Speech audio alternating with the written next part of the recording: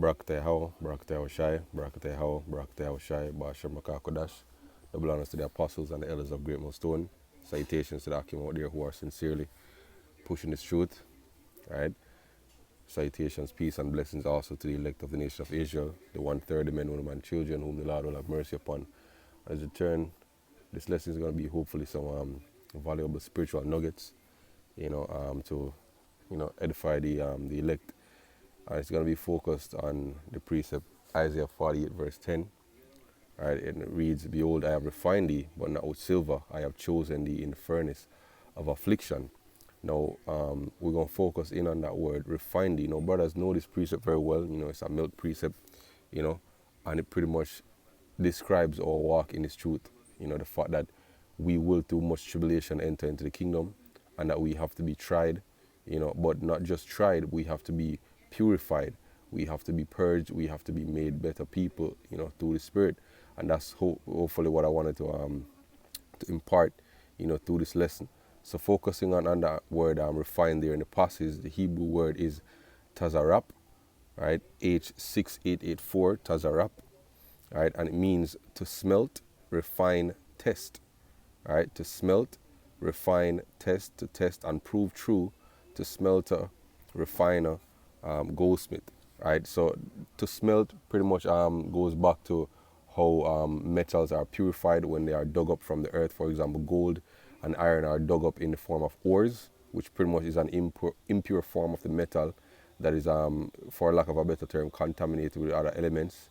And that ore, that iron ore or that gold ore, is heated and melted, and then separated from its impurities and then hardened in its pure form, right? So this truth, right, will bring us into a furnace of affliction, so to speak, and that furnace of affliction will burn away the undesirable parts of our personality and undesirable parts of our spirit, and make us a pure and better person. Now, if we look at the definition for that word refine, right, it goes into purifying, right, clarifying, clear, cleanse, strain, sift. As the precept said, he will sift the nation of Israel from these nations, to filter, to rarefy, distill, concentrate, process, treat, to rectify, right? And if we look up that word rarefy, right, which I believe was interesting, so the Spirit led me to look it up. So to rarefy, definition number one says to make rare, thin, porous, or less dense. But that's not what I want to focus on. Definition number two, right, means to make more spiritual, or refined, or abstruse. But that first definition there, to make more spiritual, that applies to our walk in this truth, right? As we learn this truth and as we experience more and more things, as we go through more and more trials, more and more temptations, more and more afflictions, we become more spiritual, right? More and more we kill the old man, and we renew the inward man, right? Let me get that. So this is Salakia, this is Ephesians chapter 4, and I'll start from verse 22, that you put off concerning the former conversation, the old man, and the word conversation there means way of life, that you put off concerning the former way of life, the old man, which is corrupt according to deceitful lust, and be renewed in the spirit of your mind. So these afflictions that we go through, these different trials, should make us more spiritual, right? That you put on the new man, which after Yahweh is created in righteousness and true holiness, right? So the word there, rarefy, means to make more spiritual, refined, or abstruse. Now that word abstruse was also unfamiliar to me, so I looked it up, right? So the word abstruse, right? Let me go back to these definitions. It says difficult to understand or obscure, right? And if you go down to the origin, is from Latin abstrusus, which means to put away or hidden, conceal, right?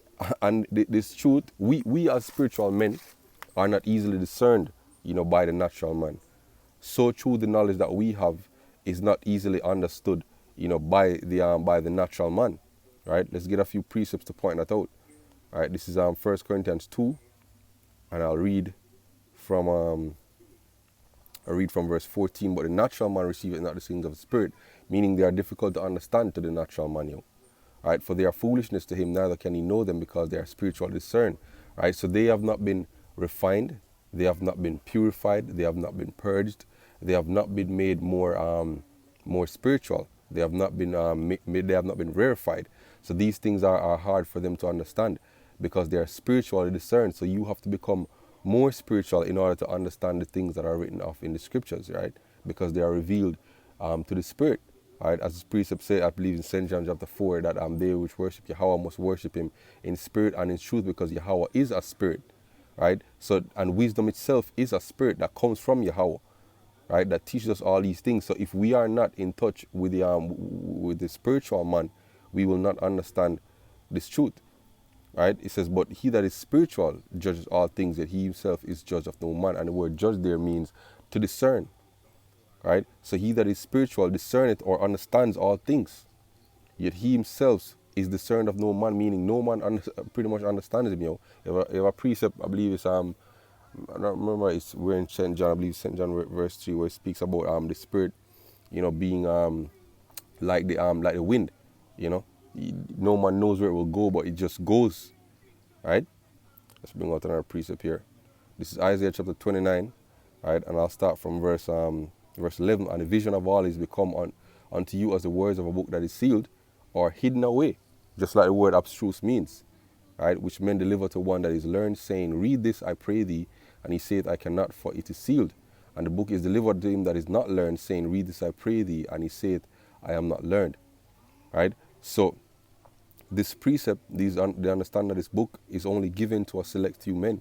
It is esoteric, right? And I believe one of the definitions for refined is esoteric. Let me see if I can, right?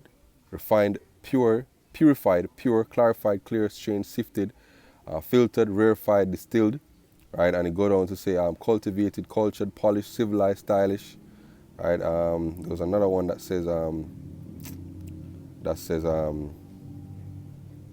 call it again esoteric, but I believe it's the word rarefied that went into that. But the point is that not everybody will understand this truth, right? And us becoming more spiritual, right, is as a result of us going through the furnace of affliction, is as a result of us being tested and proven and being smelted in the furnace of affliction. So hopefully this lesson was edifying. Kalal la Yahweh Bashem Yahushai Bashem Rakah Kodash, for giving me the spirit to do this lesson. Shalom.